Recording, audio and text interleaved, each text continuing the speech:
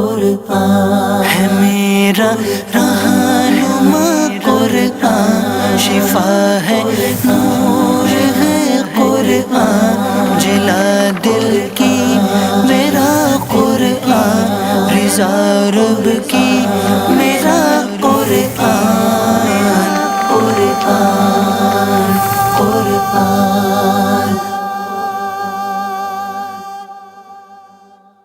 الحمدللہ رب العالمین والصلاة والسلام علی سید المرسلین، اما بعد فاعوذ باللہ من الشیطان الرجیم، بسم اللہ الرحمن الرحیم۔ الصلاة والسلام علیک یا رسول اللہ وعلی آلک واصحابک یا حبیب اللہ، الصلاة والسلام علیک یا نبی اللہ وعلی آلک واصحابک یا نور اللہ۔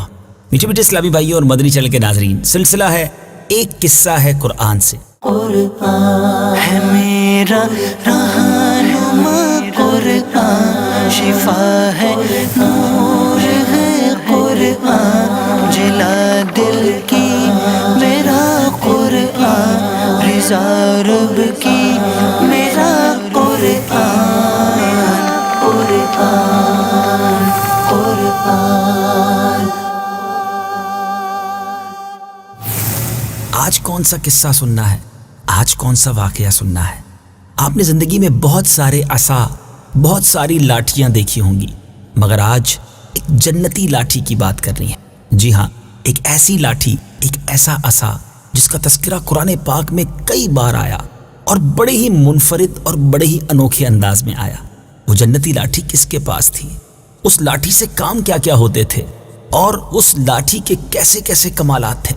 سننا ہے، سمجھنا بھی ہے اور اس سے کچھ درس بھی حاصل کرنا ہے۔ آئیے توجہ کے ساتھ سنیے۔ یہ حضرت موسیٰ علیہ السلام کی وہ مقدس لاٹھی ہے جس کو عصائے موسیٰ کہتے ہیں۔ اس کے ذریعے آپ کے بہت سے ان معجزات کا ظہور ہوا جن کو قرآن مجید نے مختلف عنوانات کے ساتھ بار بار ذکر فرمایا۔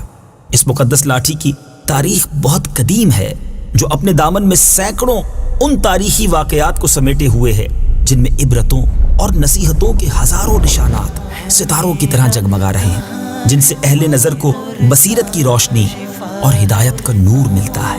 یہ لاٹھی حضرت موسیٰ علیہ السلام کے قد برابر یعنی 10 ہاتھ لمبی تھی، اور اس کے سر پر 2 شاخیں تھی جو رات میں مشعل کی طرح روشن ہو جایا کرتی تھی۔ یہ جنت کے درخت پیلو کی لکڑی سے بنائی گئی تھی، اور اس کو حضرت آدم علیہ السلام بہشت سے یعنی جنت سے اپنے ساتھ لائے تھے۔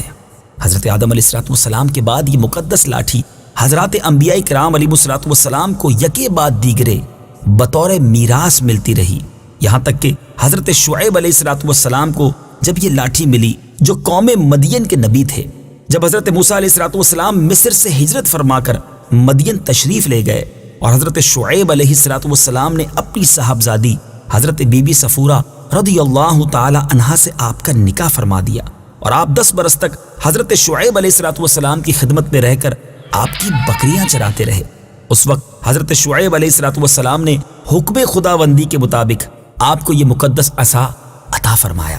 پھر جب آپ اپنی زوجہ محترمہ کو ساتھ لے کر مدین سے مصر اپنے وطن کے لیے روانہ ہوئے اور وادی مقدس مقام طوا میں پہنچے، تو اللہ تعالیٰ نے اپنی تجلی سے آپ کو سرفراز فرما کر منصب رسالت سے مشرف فرمایا۔ اس وقت اللہ تبارک و تعالیٰ نے آپ سے جس طرح کلام فرمایا، قرآن مجید نے اس کو کس طرح بیان کیا ہے، آئیے سنتے ہیں۔ وَمَا تِلْكَ بِيَمِينِكَ يَا مُوسَى قال هي عصاي أتوكأ عليها وأهش بها على غنمي ولي فيها مآرب أخرى۔ ترجمہ: اور اے موسیٰ، یہ تمہارے دائیں ہاتھ میں کیا ہے؟ عرض کی، یہ میرا عصا ہے، میں اس پر تکیہ لگاتا ہوں اور اس سے اپنی بکریوں پر پتے جھاڑتا ہوں، اور میری اس میں اور بھی کئی ضرورتیں ہیں۔ مآرب اخرى، دوسرے کاموں۔ اس کی تفسیر میں حضرت علامہ ابو البرکات عبداللہ بن احمد نصفی علیہ رحمۃ اللہ القوی نے فرمایا کہ مثلاً اس سے کیا کیا کام ہوتے تھے، ذرا سنیے گا۔ اس کو ہاتھ میں لے کر اس کے سہارے چلنا، نمبر 2 اس سے بات چیت کر کے دل بہلانا، نمبر 3 دن میں اس کا درخت بن کر آپ پر سایہ کرنا۔ نمبر 4 رات میں اس کی دونوں شاخوں کا روشن ہو کر آپ کو روشنی دینا۔ نمبر 5 اس سے دشمنوں، درندوں اور سانپوں، بچھوؤں کو مارنا۔ نمبر 6 کنویں سے پانی بھرنے کے وقت اس کا رسی بن جانا اور اس کی دونوں شاخوں کا ڈول بن جانا۔ نمبر 7 بوقت ضرورت اس کا درخت بن کر حسب خواہش پھل دینا۔ نمبر 8 اس کو زمین میں گاڑ دینے سے پانی نکل پڑنا وغیرہ۔ جی ہاں میرے میٹھے پیارے اسلامی بھائیوں، حضرت موسیٰ علیہ السلام اس مقدس لاٹھی سے مذکورہ بالا کام نکالتے رہے، مگر جب آپ فرعون کے دربار میں ہدایت فرمانے کی غرض سے تشریف لے گئے اور اس نے آپ کو جادوگر کہہ کر جھٹلایا تو آپ کے اس عصا کے ذریعے بڑے بڑے معجزات کا ظہور ہونا شروع ہو گیا، جن میں سے 3 معجزات کا ذکر قرآن مجید فرقان حمید میں بار بار فرمایا گیا۔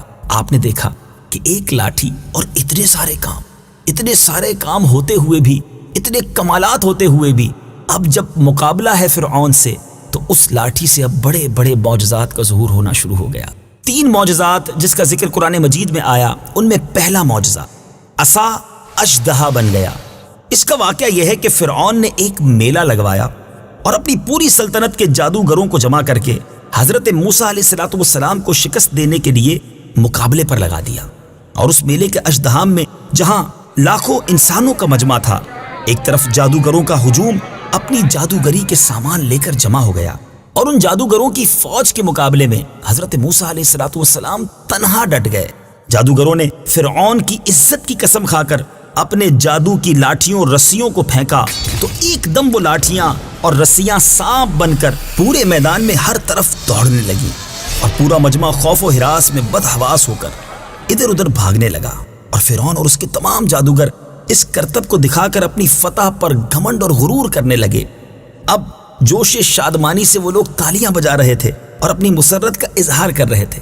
اتنے میں حضرت موسیٰ علیہ السلام نے خدا کے حکم سے اپنی اسی مقدس لاٹھی کو ان سانپوں کے ہجوم میں ڈال دی۔ اب یہ لاٹھی، اب یہ عصا ایک زبردست بہت بڑا اژدہا بن گیا۔ اب یہ ہیبت ناک اژدہا جادوگروں کے تمام سانپوں کو نگل گیا۔ یہ معجزہ دیکھ کر تمام جادوگر اپنی شکست کا اعتراف کرتے ہوئے سجدے میں گر گئے اور بآواز بلند یہ کہنا شروع کر دیا، آمنا برب ہارون و موسیٰ۔ ترجمہ: ہم ہارون اور موسیٰ کے رب پر ایمان لائے۔ چنانچہ قرآن مجید فرقان حمید نے اس معجزے کا تذکرہ کس پیارے انداز میں کیا، آئیے آیات قرآنی سنتے ہیں اور پھر اس کا ترجمہ۔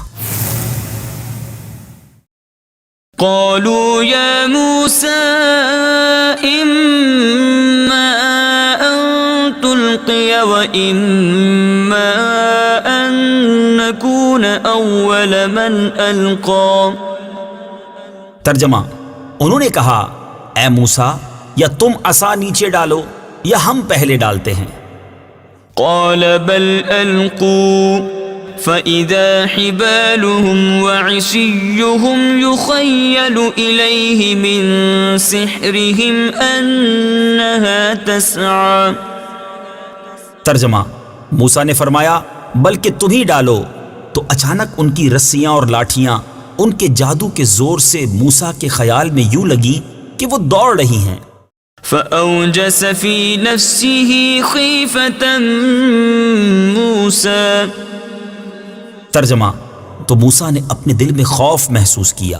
قلنا لا تخف انك انت الاعلى۔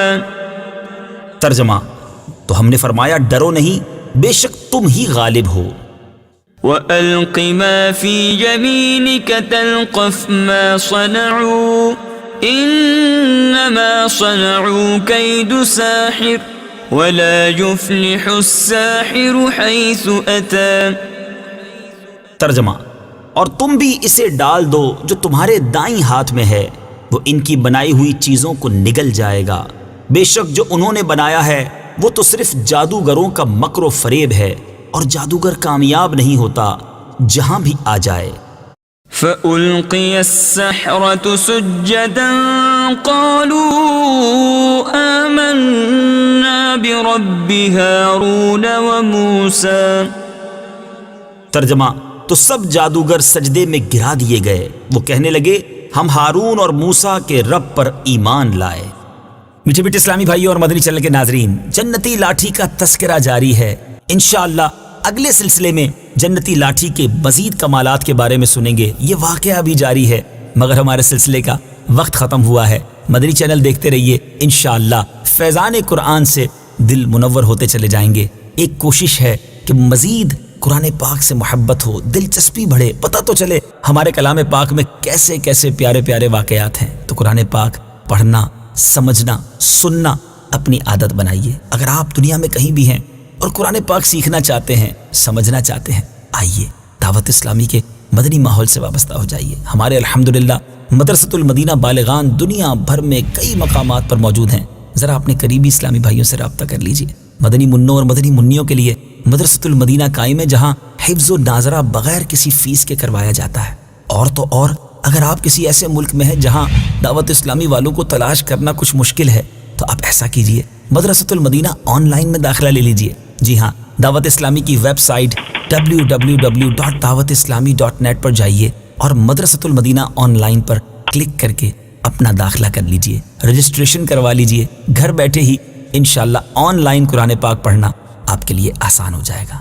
صلو علی الحبیب صلی اللہ تعالی علی محمد صلی اللہ علیہ وسلم. قرآن ہے میرا رہنما، قرآن شفا ہے، نور ہے قرآن، جلا دل کی میرا قرآن، رضا رب کی